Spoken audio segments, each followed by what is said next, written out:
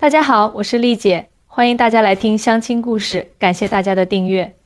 今天要讲的这个故事绝对让你们大开眼界。我先给大家介绍一下这位姑娘，就叫她安安吧。安安是个地道的上海姑娘，今年26岁，身高178厘米，身材比例堪称黄金标准，在时尚杂志界当红模特。可别看她现在光鲜亮丽，背后的故事让人唏嘘不已啊。丽姐，我从小就没过上什么安生日子。安安第一次来找我倾诉时，眼圈都红了。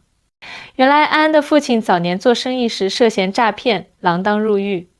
母亲带着年幼的她四处躲债，颠沛流离。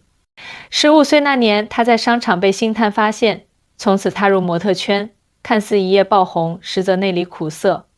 每天都有人看我的表面风光，却不知道我背后承受了多少潜规则的困扰。安安抹着眼泪说，我就想找个真心对我、有能力保护我的男人，给我安全感。机缘巧合下，安安在一次赴台工作期间认识了她现在的台湾老公文哥。第一次见面，我就被他的气质吸引了。安安回忆道，他不像那些油腻的富商，也不像内地的暴发户那样浮夸。他穿着朴素但很有质感的衬衫，说话温文尔雅，眼神清澈。文哥是台北一家科技公司的技术总监，比安安大5岁。两人相识后很快坠入爱河，交往不到半年就决定结婚。当时我心里其实有点疑虑。安安坦言，因为在上海，像我这样的模特身边不乏追求者。那些人动不动就送爱马仕、路易威登，约会都是兰博基尼、法拉利接送。而文哥，他开的只是一辆普通的丰田车，虽然干净整洁，但在我眼里实在太普通了。恋爱期间，安安曾试探性地问文哥为什么不买辆好车，文哥只是笑笑说，这车够用就好，何必浪费钱呢？当时我心想，可能是台湾经济不如上海发达吧，他可能买不起更好的车。安安说，但他人真的很好，对我体贴入微，而且在台北有自己的房子。我想着反正结婚后我还可以继续做模特，收入不会差，也就不太在意这些了。婚后，安安随文哥定居台北。一开始，他对台湾的生活节奏和消费习惯很不适应。在上海，我习惯了高消费的生活，逛街就是国际大牌，吃饭就是米其林餐厅，出行必定是豪车。安安叹了口气，来到台北后，我发现文哥和他的朋友们都很少谈论名牌、豪车这些东西，他们更关心的是生活品质和个人兴趣。文哥的朋友圈大多是科技公司的工程师、设计师，还有一些大学教授。聚会时讨论的话题是新技术、环保议题、社会现象，不是谁又买了什么豪车或者名表。刚开始我还以为是因为他们都不富裕，所以避而不谈这些。安安笑着说，直到有一次我们去文哥一个朋友家做客，我才大吃一惊。那位朋友住在台北近郊的一栋独立别墅里，内部装修简约却精致，家具多是实木手工定制，院子里种满各种植物，还有个小型观星台。那天我才知道，原来文哥这个朋友是某知名科技公司的创始人之一，身家上亿新台币。但他开的车居然和文哥一样，就是一辆普通的丰田。回家路上，安安忍不住问文哥，你朋友那么有钱，为什么不买好车住豪宅呢？文哥笑着回答，在台湾，真正有钱的人很少用物质炫富。我这位朋友最大的兴趣是天文摄影，他把钱都花在了全球各地的天文摄影之旅和设备上。每个人都有自己认为值得投入的事物，不一定是豪车名表。这番话让安安陷入深思。婚后的日子里，他慢慢发现，文哥虽然开着普通的车，住着普通的公寓，但他的腰包并不像他想象的那样紧。有一次我们去日本旅游，入住的都是当地顶级的温泉旅馆，一晚上万人民币。安安回忆道，我问他为什么平时那么节省，旅游却这么舍得花钱。他说，体验和回忆才是最宝贵的财富，值得投资。文哥的存款和投资组合也让安安大开眼界。他有一套非常严谨的理财规划，每月固定储蓄和投资，从不乱花钱。安安说，我才明白，他不是买不起好车，而是不愿意把钱花在那上面。这种消费观念的差异让安安反思自己过去的价值取向。在上海，他身边的人总是在追逐最新最贵的物质享受，把这些当作成功和身份的象征。而在台湾，人们似乎更注重生活品质和个人成长。文哥的朋友中，有人痴迷于咖啡，家里的咖啡器具价值不菲；有人热爱登山，装备精良；还有人收藏古董钢笔。他们把钱花在自己真正热爱的事物上，而不是为了向别人炫耀。安安感慨道，随着时间推移，安安也开始适应并欣赏这种生活方式。现在我不再盲目追求奢侈品了，他笑着说。我发现把钱花在有意义的体验上，比如学习新技能、环岛旅行、参加工作坊等，给我带来的满足感要持久得多。文哥对安安的转变感到欣慰。他告诉我，他一直担心我会因为物质条件的落差而不适应台湾的生活。安安说，但看到我能融入并享受这种生活方式，他很开心。然而故事并没有就此结束。在安安以为自己已经完全了解文哥的经济状况时，他又发现了一个更大的秘密。有一天，我无意中发现文哥的存折，安安压低了声音，仿佛在透露什么不得了的消息。上面的数字让我惊掉下巴。原来文哥家境殷实，父母早年在台北置办了多处房产。此外，他在科技公司的股份价值不菲，加上多年来的稳健投资，资产已经达到了相当可观的水平。那一刻我才明白，他真的不是买不起好车，而是根本不在乎这些身外之物。安安感叹道，在他看来，炫耀性消费毫无意义，理性消费和长期投资才是正道。这一发现让安安重新审视自己和文哥之间的关系，我突然感到有点惭愧。他坦言，一直以来我都潜意识里有点轻视他的经济能力，觉得自己嫁到台湾是下嫁，现在看来是我太肤浅了。文哥得知安安发现了他的秘密后，并没有生气，反而向他坦诚了自己的全部财务状况。他说他没有故意隐瞒，只是从来不觉得这些数字有什么好炫耀的。安安说，这段经历让安安深刻体会到两岸消费文化的差异。大陆特别是像上海这样的一线城市，消费主义盛行，人们习惯用外在的物质标签来定义自己和他人。安安分析道，而台湾社会虽然同样发达，但人们的消费更理性，更注重实用性和个人喜好，而非社会认同。安安还发现，台湾人对富有的定义与大陆人有所不同。在大陆，很多人认为富有就是住豪宅、开豪车、用名牌。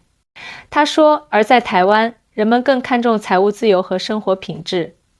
有钱不一定要表现出来，能按自己的兴趣爱好生活，才是真正的富有。婚后3年，安安和文哥的生活越来越融洽。他继续在时尚圈发展，同时也在文哥的影响下开始学习投资理财。现在我也有了自己的投资组合，他骄傲地说。而且我发现，理性消费后，我的存款增长速度比在上海时快多了。对于台湾的生活，安安已经完全适应并爱上了。这里的步调慢一些，人与人之间的关系也真诚许多。他说，最重要的是，我不再需要靠名牌包和豪车来证明自己的价值，这种感觉真的很释放。安安的故事告诉我们，跨文化婚姻中，价值观的差异往往比物质条件更重要。我原以为他买不起好车是因为穷，这句话背后反映的是两岸消费文化的深刻差异。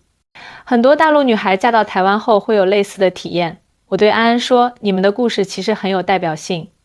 安安点点头，是啊，我认识的其他陆配姐妹也有类似感受。刚到台湾时都觉得这里的消费观念很抠，但慢慢就会发现，这其实是一种更健康、更可持续的生活方式。那你现在怎么看待自己当初的选择呢？我好奇地问。我庆幸自己当初没有因为那辆普通的丰田车而拒绝文哥。安安微笑着说，要不然我可能永远都活在那个表面光鲜但内心焦虑的物质世界里。现在的安安已经完全融入了台湾的生活。他不再刻意追求奢侈品，而是把更多的时间和金钱投入到个人成长和家庭建设中。他和文哥一起规划未来，享受当下的生活点滴。台湾其实比很多大陆人想象的要富裕得多，安安总结道。只是这种富裕不那么张扬，更内敛，更理性。就像文哥说的，真正的财富不是你拥有多少，而是你需要多少。安安的故事在我的客户中引起了不小的共鸣。很多考虑嫁到台湾的大陆姑娘听后，都重新审视了自己的价值观和对伴侣的期望。原来台湾人不是买不起好车，而是不屑于用车来证明自己的价值。一位来自北京的姑娘听完安安的故事后感慨道：话说到这儿，我得稍微插一句，你们别以为我是在夸台湾踩大陆啊，两岸文化各有特色，消费观念不同而已。大陆发展迅速，新兴富裕阶层对物质享受的追求也无可厚非。只是在择偶时，我们女孩子要看得更长远些，不要被表面的物质条件迷惑了双眼。安安的故事还没完呢，接下来她的生活有了更大的转变，我们继续往下看。在了解了文哥的真实财务状况后，安和文哥的关系更近了一步。我们开始一起规划未来。安安说，文哥提出想要辞职创业，而我全力支持他。原来文哥一直有个梦想，就是开发一款结合台湾和大陆文化特色的移动应用，帮助两岸青年更好地了解彼此。他在科技公司工作多年，积累了丰富的经验和人脉，安安解释道。而我在大陆的背景和人脉，正好可以为他提供另一方面的资源。两人一拍即合，文哥辞去了高薪工作，全身心投入创业，而安安则利用自己在时尚界的影响力，为项目做宣传和推广。创业初期真的很辛苦，安安回忆道，有时候文哥连续几天不睡觉，就为了解决一个技术难题。我也经常熬夜帮他联系大陆的合作伙伴。这段创业经历让安安更加深入地了解了台湾的创业环境和商业文化。台湾的创业氛围其实很活跃，政府对科技创新也有很多支持政策。他说，但和大陆相比，节奏确实慢一些，融资规模也小一些。然而，这种小而美的创业模式也有其优势。文哥和他的创业伙伴们非常注重产品质量和用户体验，不盲目追求用户数量和估值。安安说，他们认为真正有价值的企业应该能够可持续发展，而不是靠烧钱获取短期增长。这种商业理念又一次刷新了安安的认知。在大陆，创业公司往往追求快速扩张，动辄就是几亿的融资规模。他分析道，但文哥告诉我，很多看似风光的创业公司，最终因为盲目扩张而倒闭。相比之下，台湾的创业者更务实，更注重企业的长期健康发展。文哥的创业项目虽然起步较慢，但凭借优质的产品和服务，逐渐赢得了用户的认可。1年后，项目开始盈利，并吸引了几家投资机构的关注。最让我惊讶的是，当某家大型投资机构提出高额投资但要求控股时，文哥毫不犹豫地拒绝了。安安说，他告诉我，他创业不是为了钱，而是为了实现自己的价值和理想。如果失去了对公司的控制权，这些都没有意义。文哥的这一决定让安安更加敬佩他。在这个物欲横流的时代，能坚守自己原则的人真的不多了。他感慨道，创业2年后，文哥的项目已经在两岸都有了不错的影响力，用户数量稳步增长，团队也扩大到了20多人。虽然比不上那些动辄估值几十亿的独角兽企业，但我们的团队氛围很好，大家都为共同的目标努力，安安自豪地说。在经历了创业的起起落落后，安安对台湾的商业环境和文化有了更深的理解。台湾的企业家精神和大陆有很大不同，他分析道，这里的人更注重企业的社会责任和长期价值，而不只是短期利益。文哥也受到了安安的影响，开始更加开放地接受新事物和变化。他说，我给他带来了新鲜的视角和活力。安安笑着说，我们互相学习，互相成长。随着安安在台湾生活的时间越来越长，他也发现了台湾社会更多的独特之处。这里的人很重视生活品质和环保意识。他说，即使是普通工薪阶层，也会花时间研究如何让生活更健康、更环保。安安特别提到了台湾人对食品安全的重视。在台湾，有机食品和友善耕作的农产品非常普及，价格也相对亲民。他说，人们宁愿多花一点钱买安全健康的食品，也不愿意为了省钱而牺牲健康。这种消费观念让安安重新思考什么才是真正的品质生活。以前我以为品质生活就是住豪宅、开豪车、用名牌，他坦言，现在我明白，真正的品质生活是健康的身体、和谐的家庭关系、充实的精神世界。文哥对此深表赞同。他常说，台湾虽小，但资源丰富，自然环境优美，社会福利完善，这些都是真正的财富。安安说，和这些相比，物质享受显得不那么重要了。安安还注意到，台湾人非常重视家庭和人际关系。文哥每周都会抽时间陪父母吃饭，和朋友聚会。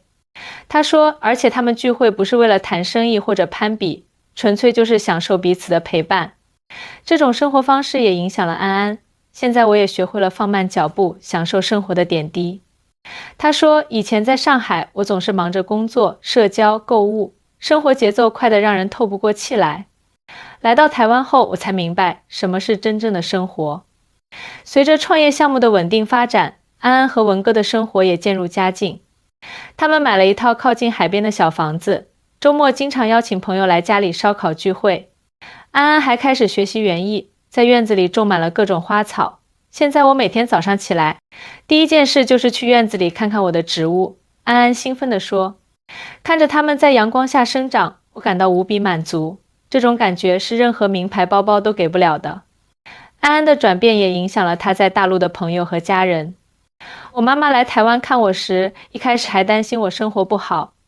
她笑着说，但住了1周后，她也爱上了这种慢节奏的生活。现在她每年都要来台湾住上1-2个月，说这里的空气好，人也友善。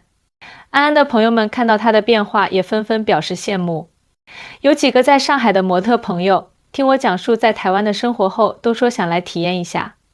安安说，他们也厌倦了那种浮躁的生活方式。份认同的问题，刚来台湾时，我确实有些不适应，他承认。不仅是消费观念的差异，还有语言表达、思维方式等方面的不同。例如，安安发现台湾人说话常常比较含蓄，不像大陆人那样直接。有一次我在朋友聚会上直接指出别人的缺点，结果大家都沉默了。他回忆道，后来文哥告诉我，台湾人习惯私下提醒，很少在公开场合直接批评他人。此外，台湾的办事效率有时也让习惯了大陆快节奏的安安感到不适。去政府部门办事可能需要排队几个小时。他说，大陆现在很多事情都可以在手机上完成，方便快捷。但随着时间推移，安安逐渐适应并欣赏台湾社会的这些特点。慢节奏也有慢节奏的好处。他说，办事虽然慢，但往往更稳妥，服务态度也更好。文哥也在努力理解和尊重安安的文化背景。他经常问我在大陆的生活和习惯。安安感动地说，我们一起看大陆的综艺节目和电影。他还在学习普通话，方便和我的家人沟通。这种相互尊重和理解，让安安和文哥的婚姻更加牢固。跨文化婚姻最大的挑战不是物质条件，而是文化价值观的差异。安安总结道，只要双方能够相互理解、相互包容，这些差异反而会成为婚姻的调味剂。回顾自己的婚姻历程，安安感慨万千。如果当初我真的因为那辆普通的丰田车而拒绝文哥，我可能永远都不会了解到台湾社会的真实面貌，也不会有今天这样充实幸福的生活。在了解了安安的故事后，我不禁想对那些考虑跨海婚恋的姑娘们说几句话。首先，不要用单一的物质标准来评判一个人的经济能力和社会地位。不同社会有不同的消费文化和价值取向，看似不舍得花钱的背后，可能隐藏着更为理性和长远的财富观念。其次，跨文化婚姻需要双方都具备开放的心态和包容的精神。文化差异是客观存在的，关键在于如何看待和处理这些差异。相互理解、相互尊重、相互学习，才能让婚姻更加丰富多彩。最后，无论在哪里生活，真正的幸福都来自于内心的满足和成长，而不仅仅是外在的物质条件。正如安安所说，真正的品质生活是健康的身体、和谐的家庭关系、充实的精神世界。这就是安安的故事，一个从我原以为他买不起好车是因为穷到发现台湾夫婿惊人秘密的心路历程。希望这个故事能给正在考虑跨海婚恋的你一些启示和思考。我是丽姐，感谢大家的收听。如果你们喜欢这个故事，欢迎点赞订阅，也欢迎在评论区分享你们的看法和经历。下期见。